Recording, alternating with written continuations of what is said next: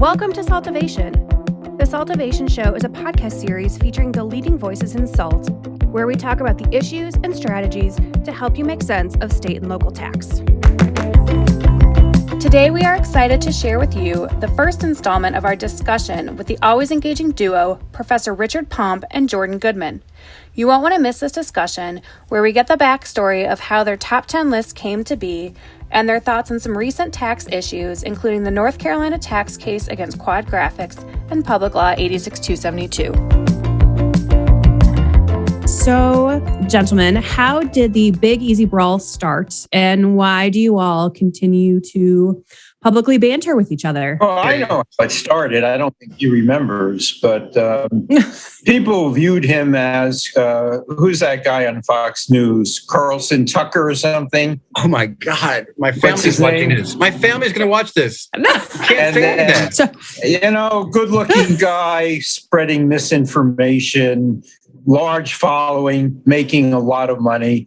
And people came to me and they said, you gotta stop him. You gotta just tell people the truth and justice and everything else. One should be like Rachel Maddow. And I said, okay. And that's how I met Jordan. I watched a couple of his tapes and I said, this is pretty outrageous. I can't believe this crap. Actually, it's similar to that, but very different. So, he got it right that I was asked to participate with him, but really what the people at IPT and ABA down who organized the Big Brawl, they spent some time looking down at the ground. And I was like, what the heck are they doing? They're looking at the ground. They're looking to see who had really big feet, because there was amazingly big shoes to fill, and that was of Paul Frankel's. Because Paul and Professor Pomp used to debate in the Big Brawl. They've done it at Hartman, at NYU, all over the country. They've had this wonderful camaraderie, battle, informative, humorous thing. And then Paul stepped away for a little bit, as we all know. Paul Frankel, one of the godfather of state and local tax. And they're looking for somebody who finally, it's almost like the Harlem Globetrotters and the Washington Generals. Paul beat down on Professor Pomp every event, everywhere they were, and they felt bad. So they said, the Washington Generals have to win somebody. Who can we get? And they looked at me and they said, well, here's somebody you beat up on. And that's how it got started. It is true. They said, here's a lightweight for you. So, and that's the way it all started. Why do we continue doing this? Why do we debase each other? Debase ourselves. I consider it an honor and a privilege to just talk with you. You are one of the smartest, well-versed constitutional state tax people I've ever met in my life. And I am in it just for the money. That's all. That's right. You get the good lunch. I would go to some third grade class if they paid me what they pay me to debate this guy over there. So it's. But it is honestly, it is always fun to prepare for presenting with Professor Pomp. We get to talk about different things, and we're not constrained by necessarily a client's position. We're able to look at stuff around the country and give our opinion on it. And we do agree a lot, but we also disagree on some things. And Professor Pomp is very good about that. And where were we disagreeing? Where were we last? Was that Nashville or? Yeah, we were in Nashville. Nashville. A month ago. I believe, you correct me if I'm wrong, that I showed off Jordan's body to the audience at Nashville, right? His flat stomach and opened up his sport jacket. It was I may have been doing guns then, I don't know. For those but it was pretty outrageous. So Nashville's also the site of one of the most famous things in state and local tax. It's the Roberto Duran moment. For those who don't remember, he was fighting Sugar Ray Leonard. In the middle of the fight, he said, no mas, and left the ring, right? Yeah, right. Craziness. About, I don't know, like 6 years ago, was it, Professor Pomp? Right in the middle. We got 15, 20 minutes to go in our presentation. He gets up and leaves the building, left the building. Something about some kind of plane. I think actually I had beaten him down so badly he couldn't take it anymore and had to leave.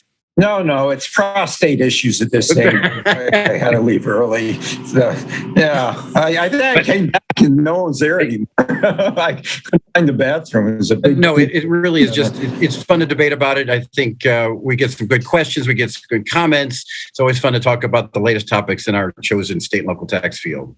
How do you all determine what you are going to talk about? Is it just kind of here's kind of what everyone else is talking about, here's what we find interesting? That's a combination of the two. You pick battles you can intentionally win. You can jump in. I'm going to say, so what I do is kind of collect cases over the year. I put something together. I send it to Professor Pomp, and he goes, no,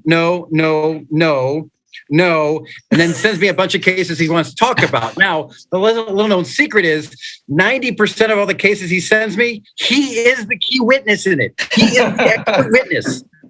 So really, I just got to follow him around.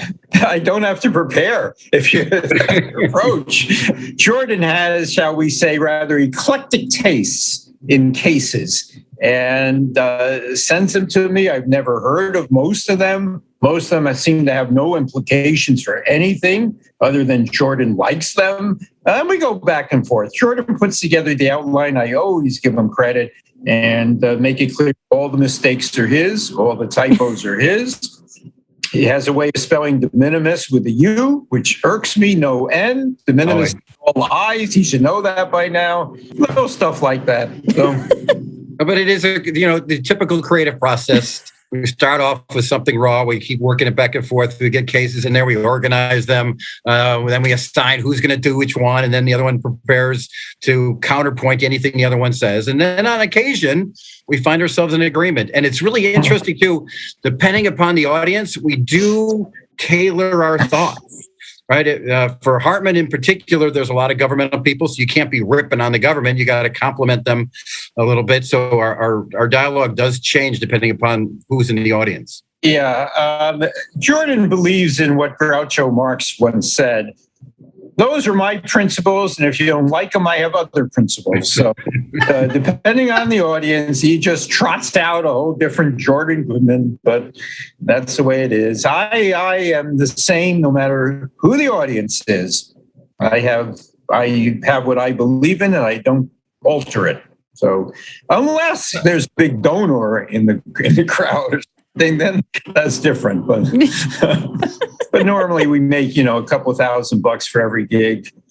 Yeah, I forget what we're making for this podcast, but a couple $1,000 ballpark of our normal speaking fee. Negotiable, of course. Exactly. Joy Once again, I got the short end of this. And furthering your prominence. I mean, you're talking to the big dogs here, right? Like I love this our guy. listenership is. It's gonna triple after this. You have 3 people then. Jordan's inspiration to all the people, the youngsters in the audience. They look at him and say, "Boy, if he could do it, so can I." Anybody can, absolutely. Yeah. So. He brings out the extrovert and the introverts. That's for sure. What do you mean? Tax people are known for their personalities. We're vibrant. We're bubbly. We're the most popular people at the party. I mean. I think that's why we all have successful careers, is because we're not the typical look it up in the dictionary kind of people, right? We enjoy people. We like going out. We have a good time. And, I think the one thing we do all share is this kind of passion for this goofy, arcane area, right? Right. Talk about salt and people say past it because they want to put it on their meat. That's not something people care about. So it's that's something that we all desperately really enjoy. It's fun to read the cases. It's fun to see what's going on. And I think we like it so much we share that, and it comes out when we present. Yeah, I agree with that. Great professional lives. Dating life, not so good. Yeah. But professional life. I mean, I don't know. I got my partner before I committed to a career in state and local tax, so he's in. Otherwise, so you must have a strong prenup then. Yeah. No, that was always he my doesn't key. listen to this. I don't make that much money, but he is an educator in the public school sector. Well, Okay, so then one of the cases that we kind of wanted to talk about, and it kind of seems as if it's got a lot of kind of implications with what happened in Wayfair, was the NC Quad Graphics North Carolina DOR case that you all had on your list. In your in one of your recent top 10s. I do believe as I was reading it, I did see the Pomp name come up. that's why I love that case. It's just proof of the pudding now. We're supporting all sides of the argument. We've got, I'm going to pick something that I was a witness in. However, it does seem to, kind of impact potentially maybe some stuff that's happening. Just to set the record straight, it was an article of mine that was cited by the court. Thank you for the clarification. I was not in that case. Yep. And if you want to get on my good side, just cite me, whatever, Christmas newsletters, whatever you want. It's all good. But quad, yes. What do you think, Jordan? I have very strong views. I suspect you do. I do too. I think it is what's the right Latin for it? Stupidest. Latin. Let's not all get excited about this. I mean, the important point is it kind of clarified what Complete Auto says. It clarified what Dilworth said. It clarified what Wayfair said with respect to precedent, transactional nexus. Okay, so, going back to Dilworth, so here's something. Dilworth was the Arkansas case. We talked about that. Professor Pomp was there. He either bought something from the Tennessee sellers. That was a 1937, Arkansas adopted a sales tax. Then Dilworth came by. And do you know when they adopted a use tax in Arkansas? 1949. You know why they adopted a use tax? Because they lost Dilworth. And it took them a while to get there. But they didn't have a use tax in Arkansas. This is a use tax case, not a sales tax case. Right. It's come on. The assessment was for the sales tax. Don't forget, South Dakota, with their groundbreaking statute, it was failure to collect their sales tax. Yes. It should have been drafted, as Jordan suggests, failure to collect the use tax. So quad, I will, in the interest of harmony, I will agree with Jordan. I don't like labels like transactional nexus. I have a much simpler approach to this.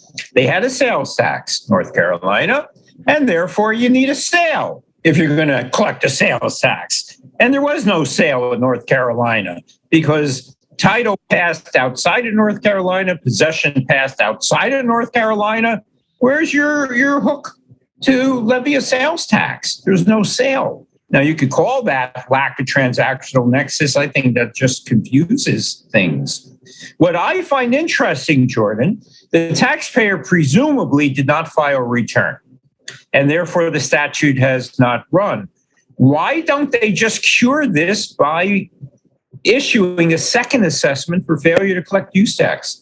I agree with you on that, and that kind of hurts me a little bit. But there are statute limitations if you don't file for use tax. Sometimes it's 6 years; it gets extended double what the normal statute is limitation. But there are statute limitations on use tax. But what I find more interesting about this, and it might be because there are different types of taxes, but the apportionment. This was a sourcing case, as was Dilworth.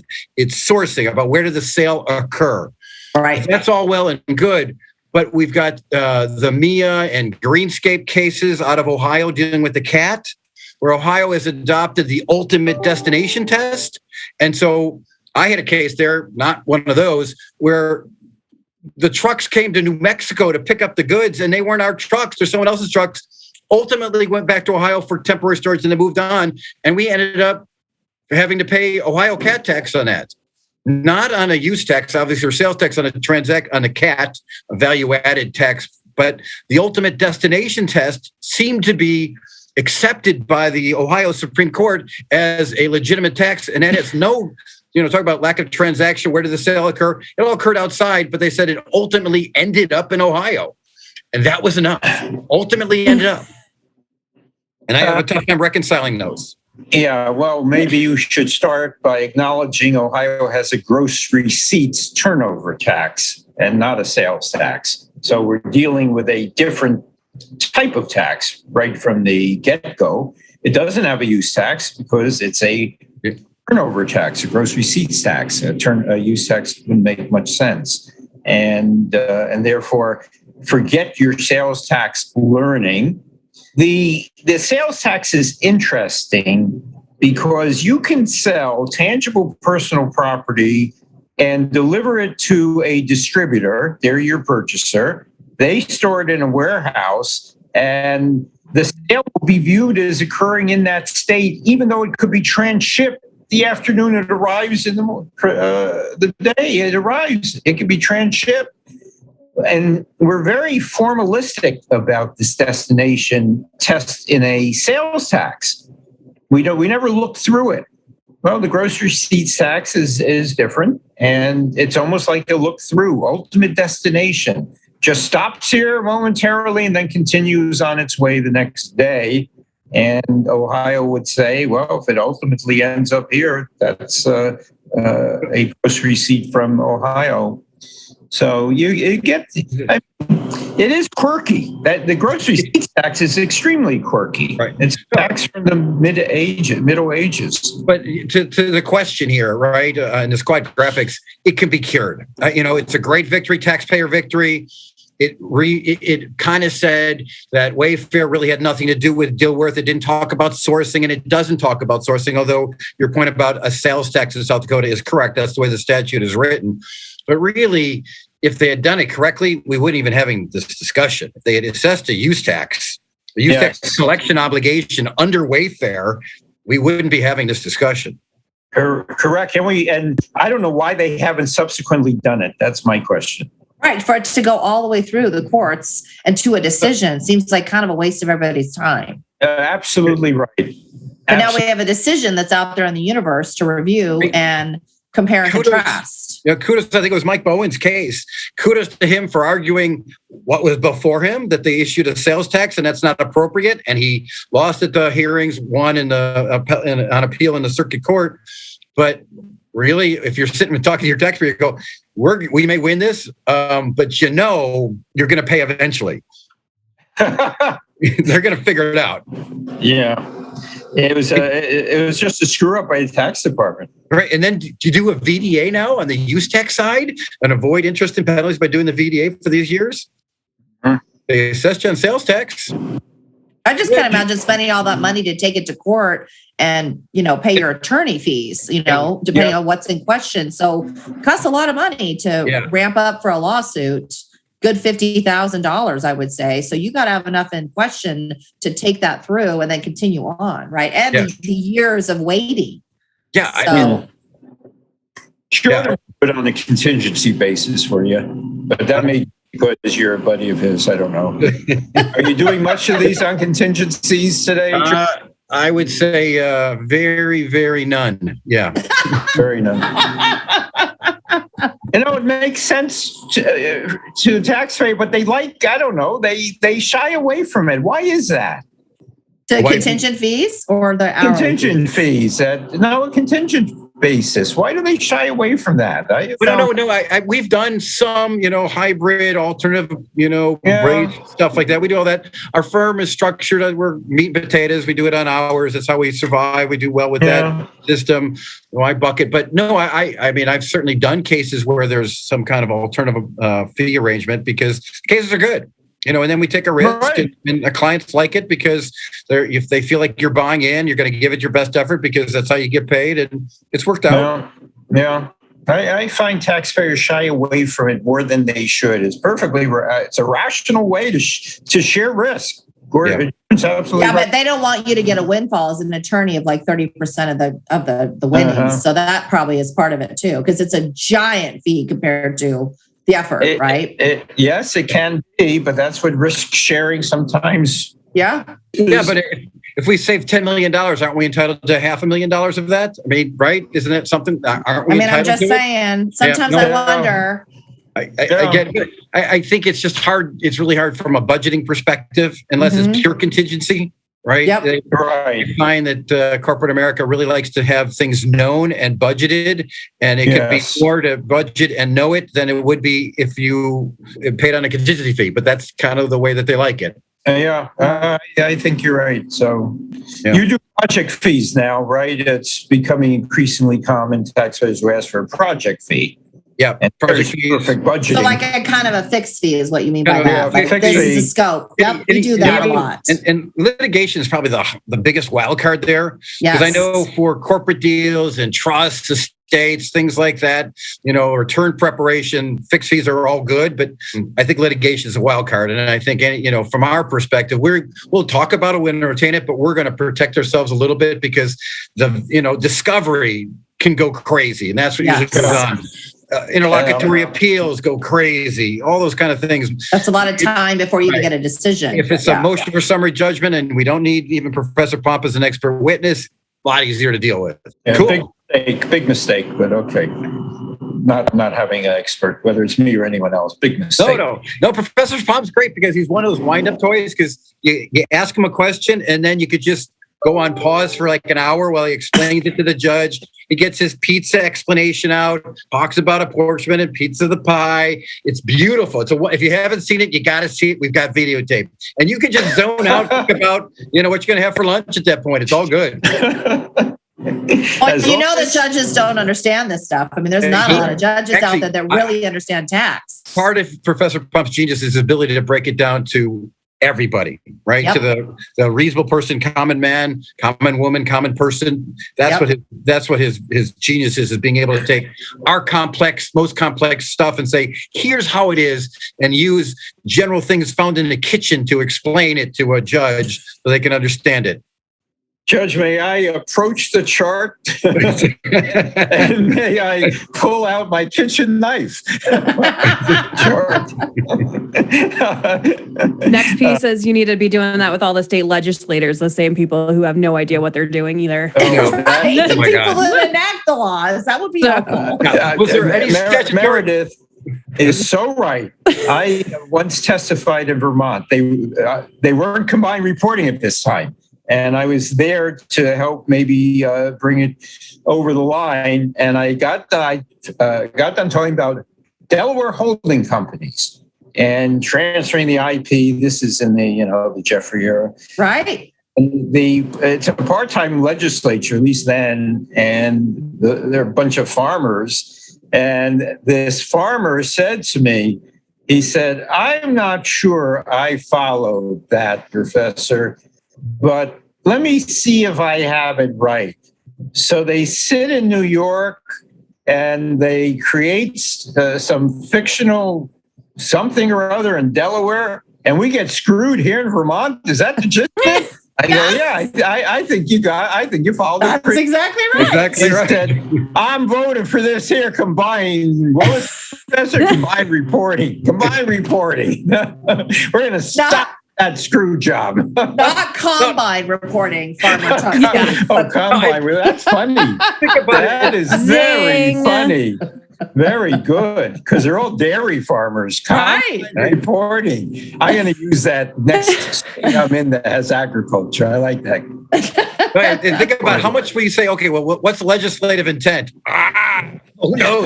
Someone told them to vote this way. That's what the legislative intent was. The intent is I think it's to stop. We're getting screwed somehow. We're not sure. It was to stop that. Stop getting screwed. That's our intent. Yes, good. More money in our coffers. Well, then kind of using that as a transition for potentially more money, potentially getting screwed, and or, waiting on the legislation to potentially do something. The MTC, right, has a revised statement associated with Public Law 86-272 and kind of clarifying maybe some interpretations related to the internet stuff. I'm going to go out on a limb and maybe say that you all might have some opinions on it, on what was done related to... Did you hear Jordan moan? I thought I moaned. That was a growl. Yeah. Growl, and, moan. Followed by a smirk. Should go first on this. Okay, so here's my thought about that. I don't know why 86-272 exists anymore, but it does. It's on the books and should be respected. I think what the MTC is suggesting is the stupidest thing I've ever seen in my entire life.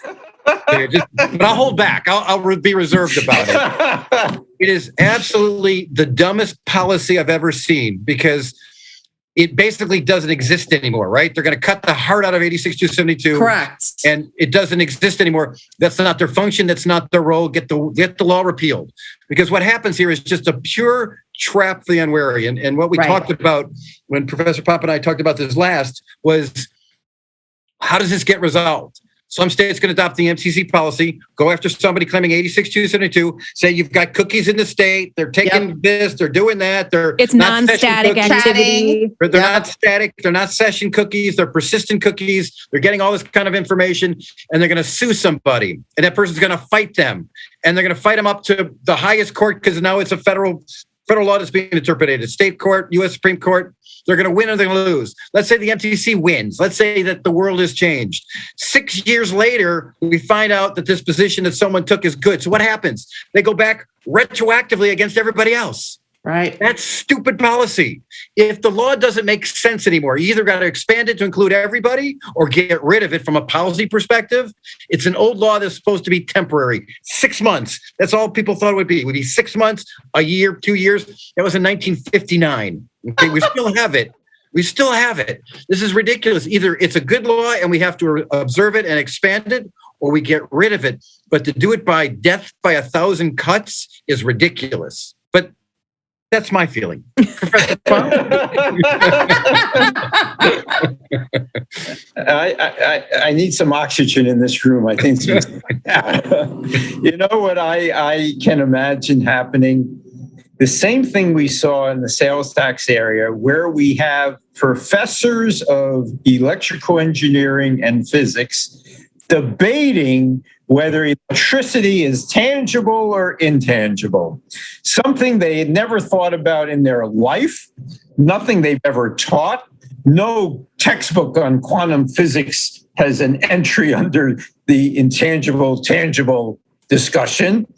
And here they are talking about the nature of electricity. And we're going to see the same thing when it comes to, well, where's the cookie actually inserted? And what is a cookie?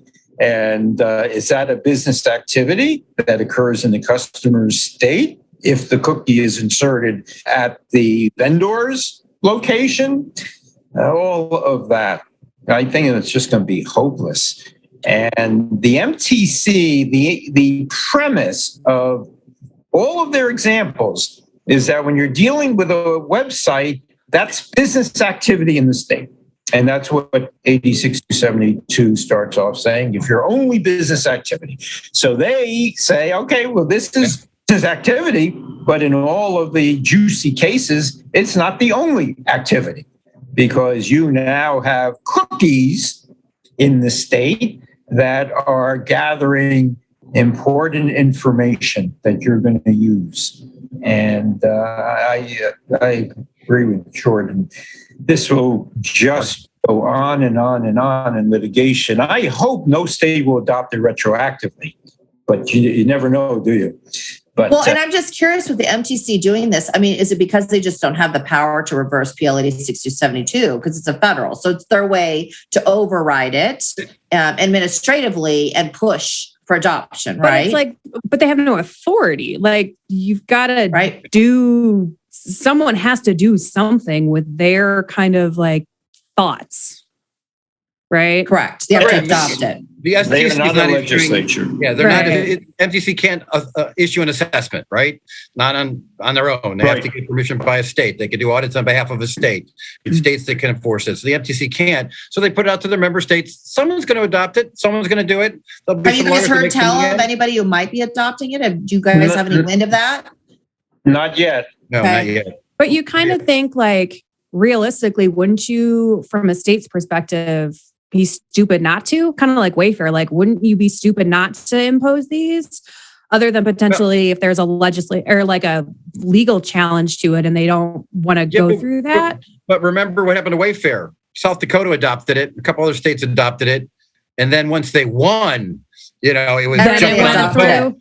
Right. But pre-Wayfair, there were 15 states that had adopted Wayfair. I mean, 15 of the 46, 45 plus DC, that had a sales tax law. So I'm like, that's kind of a lot if you think about it, and including New York. No, but big states. Let's go back to the late 80s too, before Quill was decided. How many states adopted regular and systematic solicitation as economic nexus standard, right? Right. 30 something states adopted it, and they got shot down in Quill. Right. Yeah, that's a good point. Okay. Strength in numbers in many areas, but doesn't guarantee anything. I just feel like with the sales tax licensure, really growing exponentially across the nation with lots of $1 million a year companies, they're exceeding thresholds in one way or the other, in one place or another. Yeah. You're in the system now, right? And now you're it just builds on itself. So I see this as just unwrapping itself to more compliance. And no company is going to know how to manage their PLD 6272 or not. They don't even know what that means to them as a small seller. Judy, your point's really well made, because the reality of this is everybody who buys online now or has selling from remotely wants it next day, same day, yesterday, right? So what does that mean? That means you have inventory everywhere. That's the whole Amazon piece of it about they have your inventory all over the country. Now you've gone beyond 86, 272 and all these. So we're getting there already without the cookie stuff, with actually physical presence, having inventory. There's some lawsuits that have been thrown out saying it's not our inventory. It's actually Amazon's inventory, whatever. But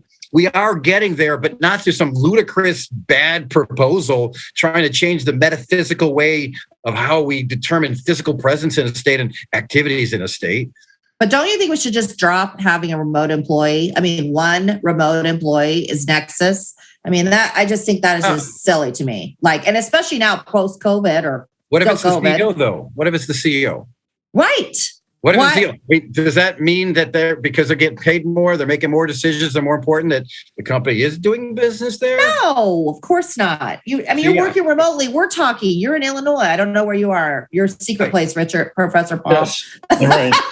Well, I gotta, philosophically, I don't know if I can agree with you with that, because at some point, why aren't we all subject to tax everywhere? Right. Well, that's where I think we're going. And establish some de minimis level of overall sales or sales into the state. Of course, sales into the state is a function of sourcing, and sourcing on the sales tax side on services may be different than selling on the income tax side. But ultimately, that's where we're going. They want everybody to be taxable everywhere. Sales, right?